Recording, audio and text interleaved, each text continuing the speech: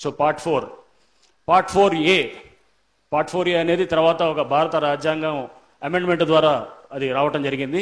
అదేంటంటే fundamental duties అంటారనమాట.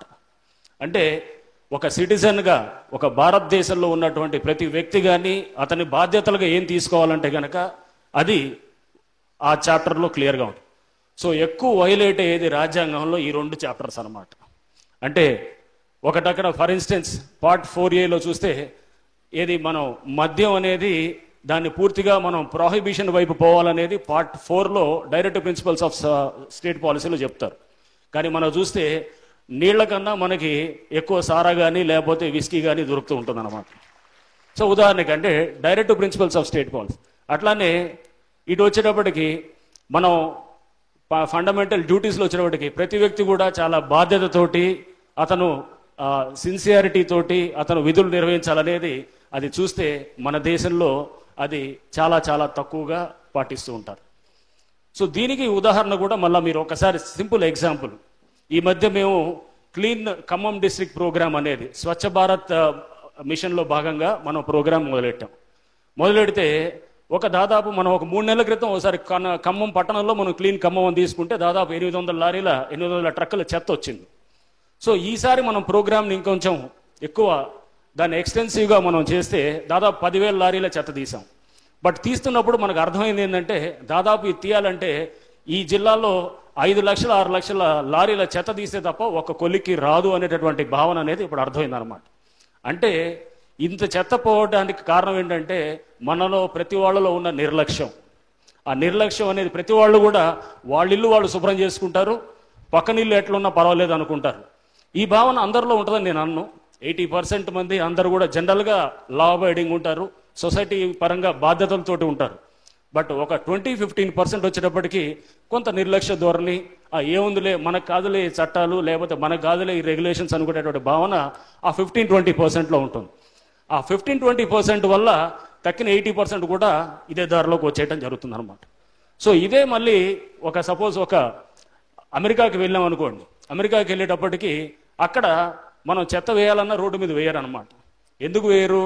అక్కడ సొసైటీ కొన్ని అక్కడ ఉన్నటువంటి ఏదో రెగ్యులేషన్స్ కానివ్వండి, అక్కడ ఉన్నటువంటి వాల్యూ సిస్టమ్ కానివ్వండి, అక్కడ ఉన్నటువంటి పద్ధతులు కానివ్వండి దానికి అలవాటు పడ్డదు. సో ఒకే వ్యక్తి స్ప్లిట్ పర్సనాలిటీ లాగా, అంటే ఇక్కడ ఒకలాగా ఉంటాడు, అక్కడ ఒకలాగా ఉంటాడు, అంటే అపరిచితుడు లాగా బిహేవ్ చేయటం అనేది మనం ఎందుకు వస్తుందంటే సమాజంలో అంటే సొసైటీలో ఉన్నటువంటి దీనితోటి అనమాట. సో అందుకోసం నేను ఈ మధ్య చిన్న ఉదాహరణ కూడా చెప్తాను. నేను ఈ మధ్య సమ్మర్లో యూకేకి వెళ్ళాను, లండన్కి వెళ్ళినప్పుడు ఫ్యామిలీతో వెళ్ళాను. స్కాట్లాండ్కి వెళ్ళాను అనమాట.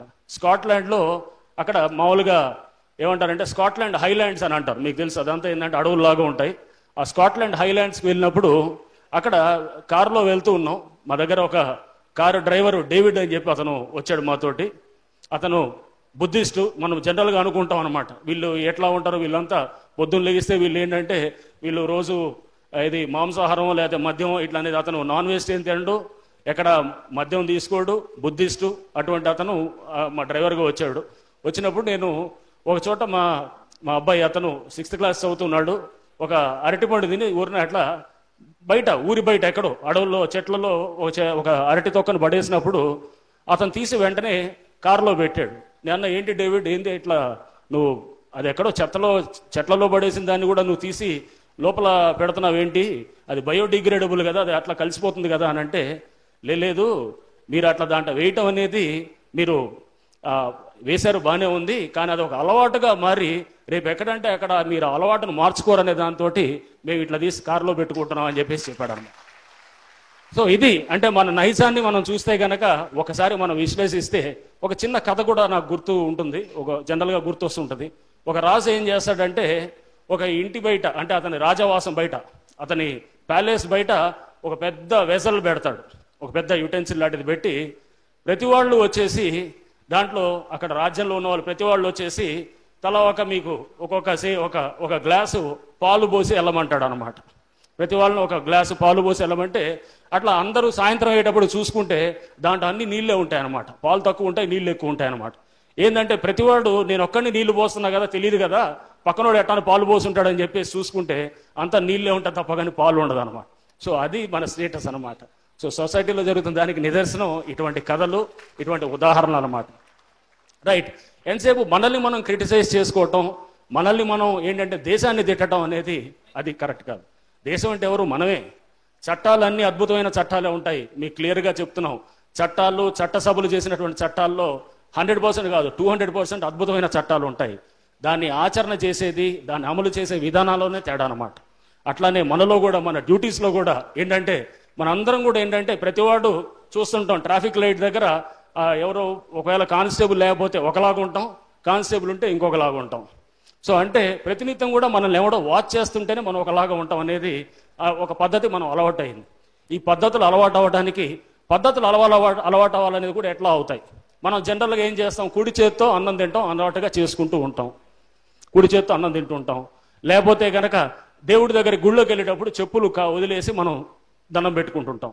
ఇవన్నీ అలవాట్లు, నేర్పించిన అలవాట్లు. అంటే మనం ఒక పద్ధతిని, ఒకదాన్ని మనం పాటిస్తే, అది 4 సార్లు పాటిస్తే అది ఒక హ్యాబిట్ అవుతుంది. ఆ హ్యాబిట్ అనేది అది నిలిచిపోయేటటువంటిది ఉంటుంది.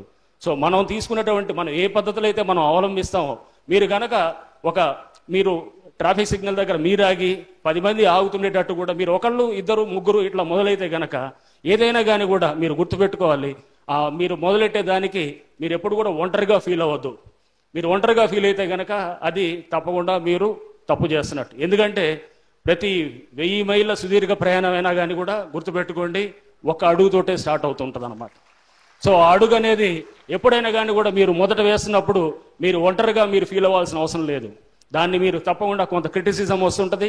ఆ క్రిటిసిజం వచ్చినప్పుడు కూడా ఎదుర్కొనేటటువంటి దమ్ము, సత్తా మనకి ఉండాలన్నమాట.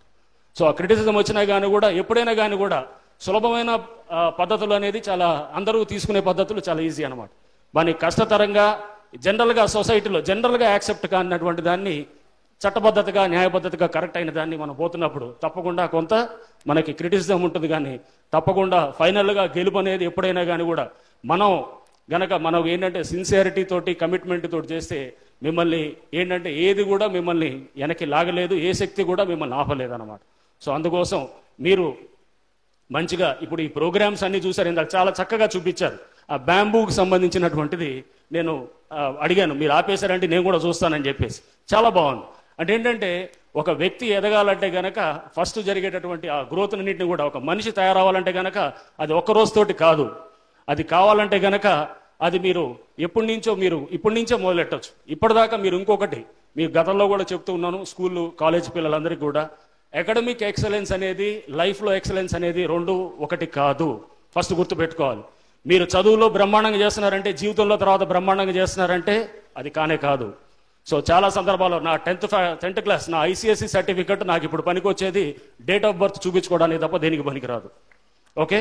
సో అందుకోసం మీరు అట్లానే నా డిగ్రీ, నా ఇంజనీరింగ్, నా డిస్టింక్షన్లో ఉన్న సర్టిఫికెట్ అది ఎవడన్నా అడిగితే కనుక నువ్వేం చేసావంటే కనుక చూపించుకోవడం తప్ప దేనికి పనికిరాదు అనమాట.